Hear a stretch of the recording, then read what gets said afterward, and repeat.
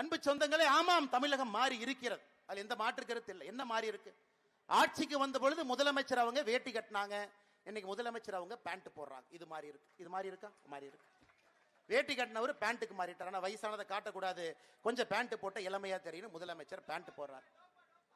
முதலமைச்சருடைய பேரை, ஸ்பெயின்ல ஃபுட்பால் விளையாண்டு இருந்த பேரை 4.5 ஆண்டுகள் கழித்து தமிழகத்தில் சினிமா நடிகராக அடுத்த படத்தில் இன்பநிதி ஸ்டாலின் கொண்டு வந்திருக்கிறாங்க. 4.5 ஆண்டுகள்ல இது மாறி இருக்கிறது.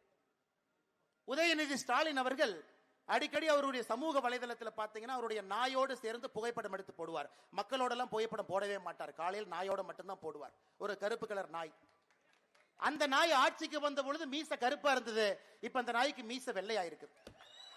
இந்த 3 மட்டும்தான் தமிழகத்தில் கடந்த 4.5 ஆண்டுகள்ல இந்த 3 மட்டும்தான் மாறி இருக்கு. வேட்டியிலிருந்து பேண்ட், ஸ்பெயின்ல ஃபுட்பால் ஆன போன பையன் இன்னைக்கு cinema hero, Red Giant production கம்பெனியினுடைய சிஇஓ. மீச வெள்ளையா இருந்த நாய் இன்னைக்கு மீச கருப்பா இருக்கு. இந்த 3ஐ தவிர தமிழகம் எங்கேயும் மாறவில்லை.